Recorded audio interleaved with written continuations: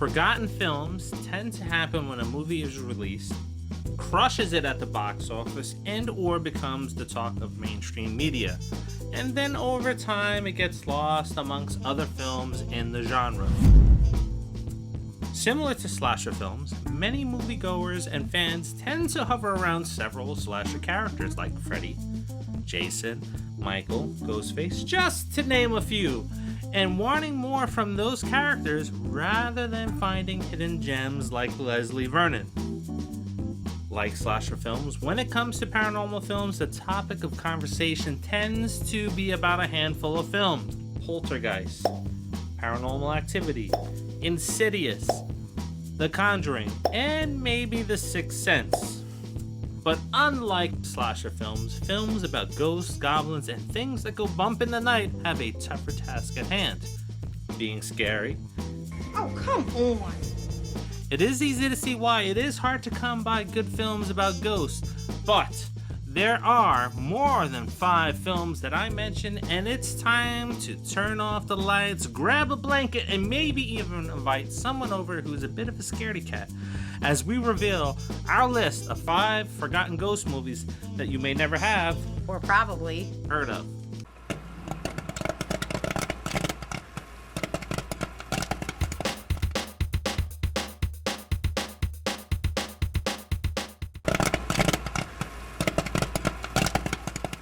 Number 5. In his horror debut, Harrison Ford pairs with Michelle Pfeiffer in the paranormal thriller What Lies Beneath, where a picturesque marriage between former cellist Claire Spencer and professor husband Norman begins to fragment after Claire's daughter Caitlin leaves for college. Claire notices their new neighbors Mary and Warren Fuhr have a volatile relationship, and after Mary is unseen for several days, suspects Warren may have killed her and that her ghost is inhabiting their house. As the supernatural occurrences grow in ferocity, it becomes apparent that this strange spirit is not only real, but intent on revealing a terrible secret, one which lies very close to home. What Lies Beneath became the 10th highest grossing film in 2000, and nearly tripled its budget at the box office. It's a bit of a slow burn that builds in suspense and mystery, where at points you begin to question if this is a true paranormal film or just us experiencing the paranoia and mental break of Claire that all culminates in the shocking conclusion. Number 4. Joel Schumacher's 1990 thriller Flatliners is about 5 medical students who attempt to find out what lies beyond death by conducting experiments that produce near-death experiences. After Nelson flatlines for 1 minute before his classmates resuscitate him, he shares his experiences and visions within the afterlife the best he can with his fellow classmates. The remaining students decide to tempt fate by each going under and attempting to remain dead for longer periods of time so that they can travel deeper into their afterlife. With the star-studded cast featuring Kiefer Sutherland, Julia Roberts, Kevin Bacon, William Baldwin, Oliver Platt, and Kimberly Scott, Flatliners is haunting, and despite its age, it still holds up. It is eerie and suspenseful as each student has to confront their own ghost while becoming obsessed with finding the answer to what exists after death, which begins to break the group as a whole. The only thing is that they started this experiment together and it will require all of them to survive it. Number 3. Based on a true story, The Entity is the adult version of Poltergeist, starring Barbara Hershey as single mother Doris Bither, who is struggling to get by and is raped and tormented by an invisible poltergeist. Doris attempts to get professional help with doctors, but their belief is that she may be losing her mind. Fortunately for Doris, she happens to run into 2 paranormal investigators who try and help her before the violence escalates. The Entity is not for the faint of heart, as it depicts brutal and graphic scenes that are disturbing. The film released several months after Poltergeist and did not get a heavy marketing push due to its content, which had caused protests. While it has not aged as well as Poltergeist, director Sidney J. Furie uses sharp camera angles and quick cuts to disorient the viewer, adding to the experience of watching the film. Number 2. Phone is a South Korean film released in 2002 during the Asian horror cinema boom here in the States, which was led by The Ring and The Grudge. After writing a series of articles about a pedophilia scandal, journalist Ji-won is receiving threatening calls, forcing her to change her phone number and move to an empty house, which is owned by her sister, to stay hidden from her harasser. But the calls don't stop, only change in nature and begin to escalate. Ji-won begins to investigate the calls in hopes of finding who the culprit is, but instead discovers something odd.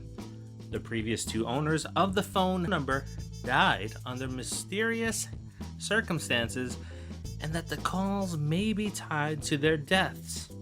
Phone is a creepy, suspenseful thriller with a mystery that unfolds in a shocking twist ending. The performances from the cast, and especially the little girl in the film, are superb and heighten the terror you will feel while watching it. If you avoid foreign films because of the subtitles, fear not, because the pacing of the subtitles is fairly good for people who haven't watched foreign films before. Number 1. Unlike the other films on this list, Stir of Echoes didn't dominate the box office or cause controversy upon its release. It had the unfortunate timing to release shortly after The Sixth Sense, another film about a little boy who sees dead people. In this supernatural thriller rooted in a blue-collar neighborhood of Chicago with a cast of characters that you could easily relate to, Kevin Bacon stars and plays skeptic Tom Witzke, who, after being hypnotized by his sister-in-law Lisa at a party, begins experiencing a series of frightening visions that only his son understands because he has the ability to see spirits. Each of the visions seemingly reveal a clue to the disappearance of a young girl in his neighborhood, and Tom becomes obsessed with them, possessed by the need to dig deeper into the message. He begins skipping out on work, tearing up his home, and letting his marriage begin to fall apart in hopes of solving the mystery. Stir of Echoes is timeless with its storytelling, characters, and minimal effects that only complement the story. While there is a twist ending like The Sixth Sense, Stir of Echoes is a film that you can go back to because it's not just a shocking ending that you'll be talking about, it is the film in its entirety. The Sixth Sense. Honestly, when I saw it the first time, I was like, okay, it's good. The ending, yeah, that is kind of shocking. But that's it. I think every time I watch it afterwards, it's been like, I think the most shocking part of that movie is that the guy who killed Bruce Willis in the beginning, sorry if you haven't watched it, it's very old, is Donnie Wahlberg. Yeah. And most people don't know that. Probably his best performance ever. Because honestly, you look at the stuff that he's done afterward, it's okay. It's subpar. Well, I mean, he's been on Blue Bloods for like 13 years. Yeah, he was also in Dead Silence, too. But Stir of Echoes is by far the better of the 2 films. And you have honestly, I think Kevin Bacon is a better actor than Bruce Willis. I think the story is more down to earth. I think it's more realistic. You can relate to all the characters in the film. It is just good from start to end.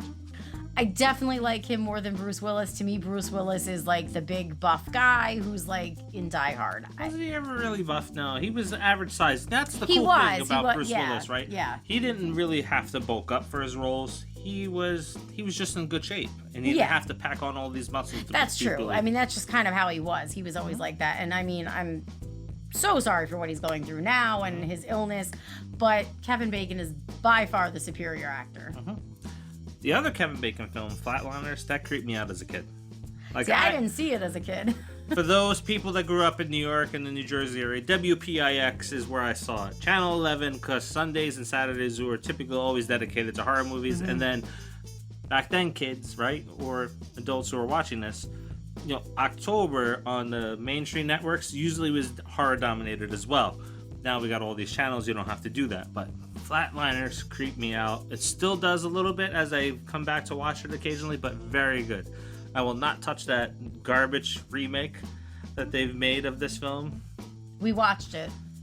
I fell asleep, I guess, and I'm glad I did. No, he didn't. He watched the entire film, and he actually said it wasn't terrible. I have no recollection of watching this film, so... Because he made me sit through it because I didn't want to watch it. Honestly, I'm telling you, it's not there. We watched both of them, so because I hadn't seen the original Flatliners, it was for a personal reason because fucking kids suck in school. That's all I'm gonna say. So I just never watched the movie. So I didn't watch it until I watched it with him, and then he had us watch like both of them. I didn't like the new one. I thought it was fucking god awful. It must have. I don't know. I maybe must you have were been drunk. I don't know. I must have been drunk, or I fell asleep and you didn't see me sleeping. And I said, "Yeah, it was good." Anyway, very good movie. Flatliners is, but what lies beneath, right? This is the prime example of a forgotten movie, right? Yeah. We're gonna talk about forgotten movies pretty soon on the channel, maybe even next week. But this is a prime example. Crushed it in the box office, top 10 for that year. Nobody talks about it. Yeah, in fact, Nobody. In fact, I introduced you to that film because it was a film that he had not seen, and I was like, "Yeah, we should just put this on and watch it," because I love What Lies Beneath. I was thoroughly like captivated with that movie. I loved the twist ending, and the acting was great. I mean, Harrison Ford as like a bad guy. If you haven't seen it, again, I really don't care at this point. Like, watch these movies. They've been out for so long. I think we had legit bought it on VHS and not done the penny trick with the cable box to record it. Yeah. Some of you may know what that is.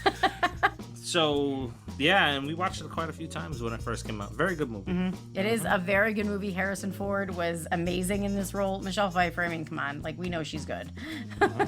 But I think she was really good because she came off as like, okay, am I like this? Am I a battered wife? Am I crazy? Am I really seeing dead people? Like, there's so many different ways it could play out because she was definitely fragile after her daughter had gone away, and her marriage was a little bit on the rocks, so it could come off as like she was more of like an abused woman, and then then there was the whole thing with like thinking she saw the murder happen next door, so was she crazy? And then she's seeing ghosts, so is that really real? She was good. So I am a person where if you try to shove something down my throat, I am going to instantly dislike it. Even if it's good, I will instantly dislike it. If something's really trendy, I'm instantly turned off because I don't like to follow trends. I don't want to get caught up in people's hype. So Dakota Fanning is a great example. Did not like her for many, many years because that's all people will talk about. Oh my God, she's so great. Look at this, blah, blah. It's like, I don't like her. Just made that instant decision, and then War of the Worlds happened, and I liked her, and then that was it. So notice he's making a snap decision and not liking a child. The reason why I'm talking about Dakota Fanning is because Phone came out at the same time when she was a little girl. The little girl in this movie, if you like Dakota Fanning, and she is a brilliant actress at the age that she was performing at, this little girl is on that level. And FYI, glad Dakota's coming back to acting, which is really great. But yes, this little girl, man, she creeped me the fuck out.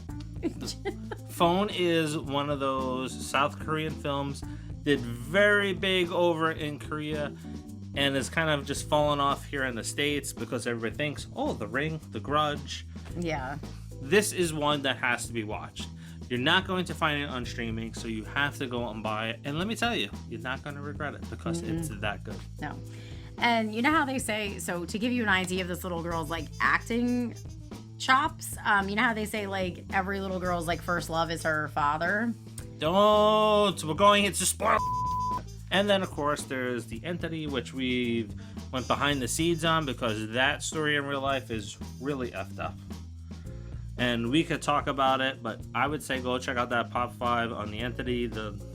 Hopefully, I'll remember to put the little link here, but go check it out. It's a really good one because a lot of the stuff that happened in that one makes you say, yeah, because this woman didn't do it for fame. She didn't make any money off of it. She No. was on the run from the ghost, and it is Yeah. perfectly portrayed in this movie. And it just goes to show like how women have been treated very poorly, because right away she was just crazy, she was an alcoholic, she was mental, like, I mean, come on, people, like, just stop.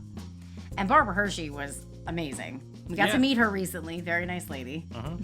Anyway, do you agree with any movies on this list? Let us know by dropping that in the comments. And what forgotten ghost movies are out there that you have seen? Let us know by sharing that in the comments, because, hey, we want to watch some more movies. We do want to watch them, especially ghost movies, because I love ghost movies. Yeah, maybe we'll make a follow-up to this video. But the people in the comments, let's get everybody involved and talk about those movies, because a lot of times people haven't seen some of these movies, and your recommendations in the comments help them as well. Yeah, and it helps us too. Because, like I said, I love ghost movies. Anyway, don't forget to like, share, comment, subscribe. Yes, watch stuff, do all those things, win stuff. And until the next Pop 5, See ya.